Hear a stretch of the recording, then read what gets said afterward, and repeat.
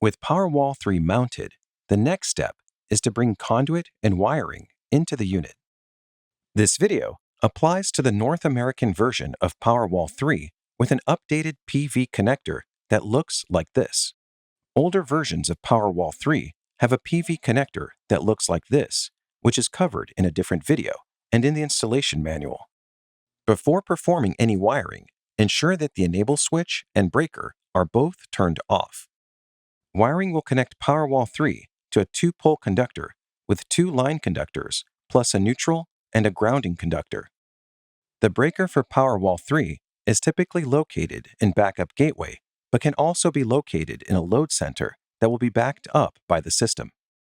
Powerwall 3 is also connected to the islanding contactor with a 4-wire communication cable. Installers may choose to run all these conductors in an appropriately sized conduit or separately. Run conduit as needed and attach the conduit fittings to Powerwall 3's conduit entry knockouts. With the conduit run completed, take time to remove any dust or debris from the wiring terminals. All wiring terminations are made in the top section of Powerwall. AC wiring is landed on these terminals, labeled Line 1, Line 2, and Neutral. Solar DC wiring is terminated here on the terminals labeled positive and negative 1 through 6. Grounding conductors for both AC and DC circuits are made on this ground bar. Low voltage connections, including communication wiring and Ethernet, are made on the Tesla Asset Controller, or TACO, located here. Since conduit can enter Powerwall 3 on either the left or right side, installers must utilize the built-in wire management clips when wiring must pass from one side to the other. Do not route any wiring in front of the Tesla Asset Controller or LED, as it will interfere with installing the front cover. Bring the AC wires into the enclosure with enough slack to reach the AC terminals, while also providing a service loop. Use the terminal block as a guide for how much wire to strip from the end of each conductor. The AC terminal block has 2 rows that can accept wiring. Either row can be used, but Tesla recommends using the front row for ease of install. To open the terminal, insert a cabinet-tip flathead screwdriver into the rectangular hole and press firmly. With the terminal open, insert the conductor into the adjacent round hole. Remove the screwdriver to close the terminal. Perform a tug test by lightly pulling upward on the conductor to ensure that it is properly seated and does not pull out of the terminal. If the conductor passes the tug test and remains in place, firmly press the conductor in again.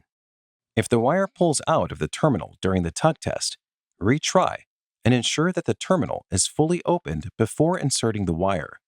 Continue this process with the other AC terminals. Retrieve one of the cable ties and an anchor from the Powerwall 3 accessory bag.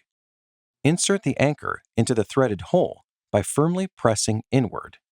Run the cable tie through the anchor and use it to secure the AC wiring. After securing with the cable tie, conductors should not extend beyond the sides of the enclosure, as this will interfere with installing the front cover. For solar DC conductors, bring enough wire into the enclosure to reach the DC terminals, again providing a service loop. Identify the terminals where each conductor will be connected. Please note that only stranded conductors can be used on these terminals, no solid conductors. DC terminals alternate positive and negative for each circuit, which is different from earlier variants of Powerwall 3.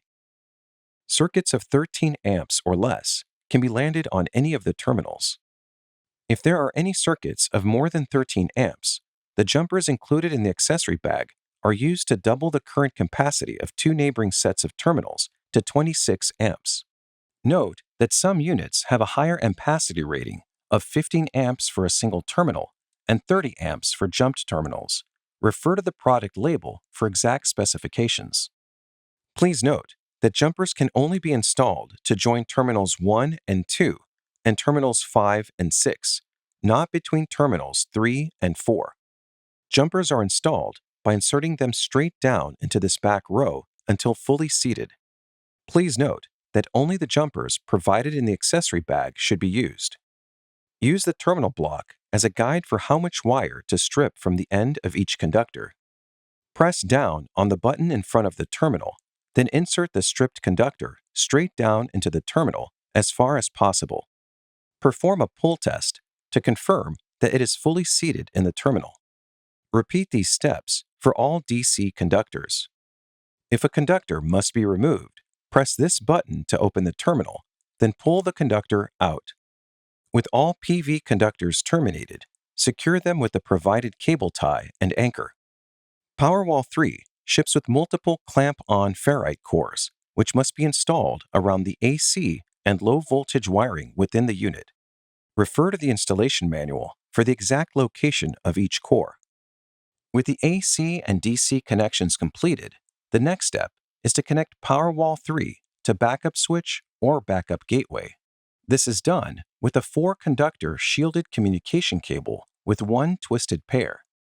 Tesla recommends routing the communication wiring through the left side of the enclosure, using the wire management tabs to ensure wires do not block the Tesla asset controller.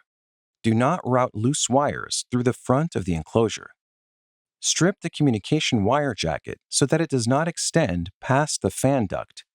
This will ensure the individual conductors lie flat, leaving room for the front cover to be installed. Strip the insulation from the end of each conductor. Insert a cabinet tip screwdriver into each of the slots to open the terminals. Insert each conductor as far as possible into the terminal and remove the screwdriver from the slot to close the terminal. To terminate grounding conductors, begin by stripping the insulation from each conductor.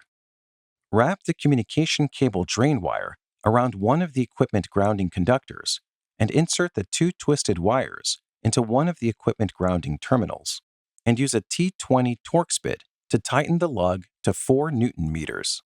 Proceed with terminating any remaining grounding conductors. Where required by local code, Powerwall 3 can be wired to a system shutdown switch that manually initiates rapid shutdown, disabling solar output. The system shutdown switch is wired through a low-voltage 12-volt DC 1-amp control circuit connected to Powerwall 3's RSD ports. Begin by removing the factory-installed jumper from the RSD in, RSD out ports on the Powerwall 3 RSD connector.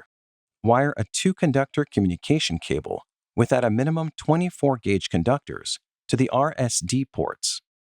Strip the end of each conductor. Insert a cabinet tip screwdriver into each slot to open the terminal.